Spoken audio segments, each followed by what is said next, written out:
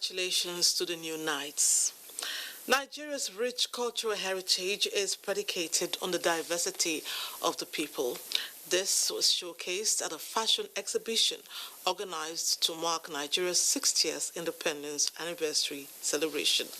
Anthony Forson takes us through. North to south, east to west, south-south, back to the middle belt, no part of the country is exempted from this rich show of Nigeria's fashion endowment. If you think it is for the royals and probably male alone, check this out. The legendary Queen Amina of Zaria, the Idomas, South George for women, or the Yoruba women's attire. They are all part of the collection, and this is a Nigerian women's endowment. What we are seeing here today is how the fashion industry has evolved over the years, pre-colonial days till today. And we are seeing here the way that the different peoples of Nigeria have expressed themselves through their fashion, through what they wear. If you talk about headgears, they are here on display for the royals and the commoners. This incredible and colorful exhibition takes you on a historical, educative, and informative journey of the people and tribes that make up Nigeria and their unique dress styles. It is fun to look back and assess the cultural settings that makes Nigeria unique. Which means that even before the white man came, there was been some form of fashion statement by our people. I'm especially, impressed and excited when we got to the royal section, when we saw what the different attire of the different royalties have been, from the north to the west to the southeast to the south-south. In the words of Bolanle Austin Peters, the exhibition is a departure from the typical static exhibition template, bringing to life some of the mannequins through a 3D mapping technology that animates the costumes, running different fabrics and outfits in a real time. We have such a rich culture that the tendency to want to copy everything Western, which at times can be detrimental to morals, is something that we should sort of fight against.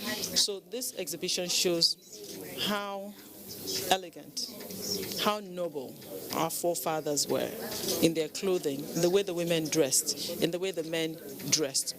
The new trend of sagging, the new trend of girls being half naked, those are things that we're trying to disabuse by showcasing our history. Fashion, which has always been a valuable part of our culture, with its place in Nigeria's history, cannot be ignored.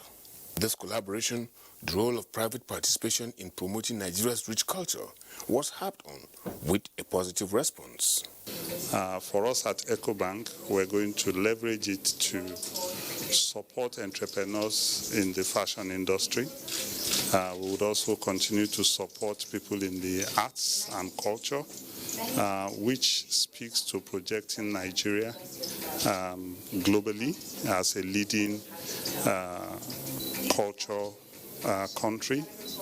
Nigeria's journey, Circle of Fashion, integrates early 20th century influences on current Nigerian fashion, styles, and trends. Our fashion styles speak to where we are coming from, what language we speak, and how we self-identify.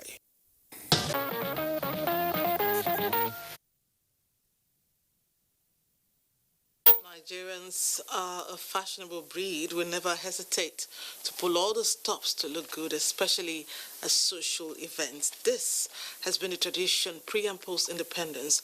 Uzeze Arure will walk us through the evolution of style in the last 60 years.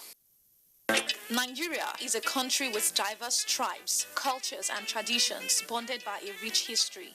Even in diversity, fashion has continually been an important aspect of the Nigerian experience, which is why the Nigerian fashion industry experienced tremendous growth and has made major impact in the fashion world. Before colonialism, Nigeria had a high sense of fashion dipped in modesty. Before our independence, people dress in traditional attire, made in Nigeria, dyed in indigo. The record of the Nigerian fashion industry tells the story of designers who garnered recognition through making pieces with local fabrics like adire, ashoke, batik, and more. Folashade Thomas Pham is one of the pioneers of the Nigerian fashion industry way back in the 60s, just when Nigeria gained her independence.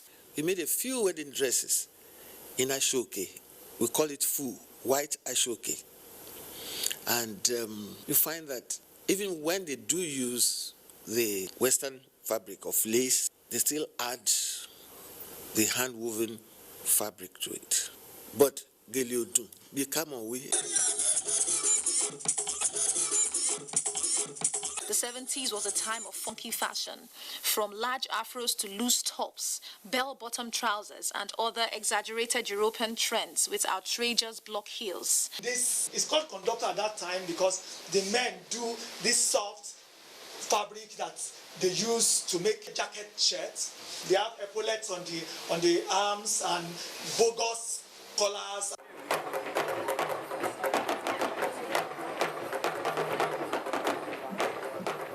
Then came the 80s, which changed the dynamics of fashion, with Nigerians reverting to their roots by embracing traditional textiles, side-by-side cosmopolitan attires. The 70s was a combination of the previous decades. Young and old showcased the fusion of indigenous and Western looks with pride. However, the millennium ushered in the dawn of a new era of fashion for Nigerians. This created the present-day fashion that are authentically Nigerian, and they compete on the worldwide platform. We have this zip here where you could actually unzip so that the head can go through the outfit, modernized. Back then we didn't used to have that. Now the buttons here, which used to be in the middle, we decided to create it by the side here, give it this flavor. Today, style is still evolving with social media exposure and the Asoebi culture as catalyst for the dominance of the Nigerian designs. Nigerians have been stylish since 1900. Am I right or am I very right? Moving on, Nigerians in Gombe have demonstrated that a strong bond truly exists among the diverse ethnic groups in that state. Emmanuel Akila reports that ethnic minorities made up of non-indigenes thronged the government house in jubilation and appreciated the uncommon sense of belonging accorded them by the Nuwa Yaya administration. If you call this a cultural festival, you may not be wrong, because it is a gathering of the non-indigenous ethnic groups in Gombe State to show their solidarity with the Ino Yahaya administration for the appointment of a non-indigene as special advisor to the governor on inter-community relations. Governor Ino Yahaya, who went down memory lane to recount the history of unity among the hundreds of ethnic groups in Nigeria, believes that all Nigerians have the right to participate in the affairs of the community where they live without bias. God has blessed this country abundantly in human resources, in solid mineral resources, in hydrocarbons, and in agricultural resources. We have every reason to be proud of ourselves. We have every reason to accommodate one another, and we have every reason to make sure that we provide the grounds on which our children and great-grandchildren will come and enjoy and have peace and harmonious relationship. Though all ethnic non-indigenes were invited and are fully represented, the Igbos who traverse the length and breadth of the country to do business are in the fore at this gathering, especially that one of their own is appointed as special advisor to the governor.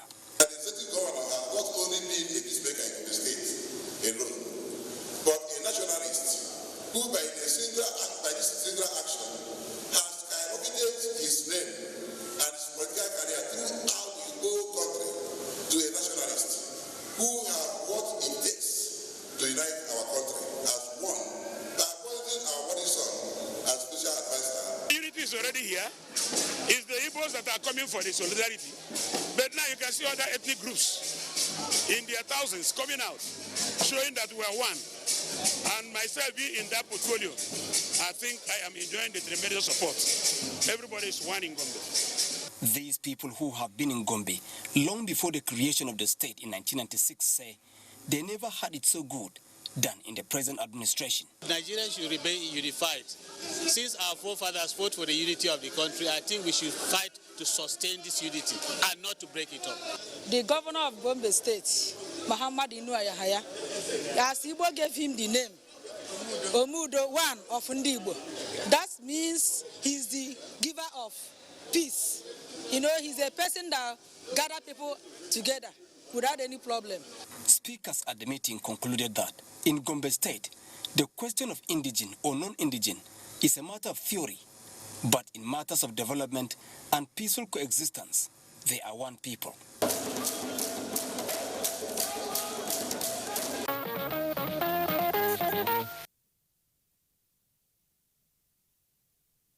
It's true, where there is peace, there is progress. That explains why the non-indigens are grateful. I will take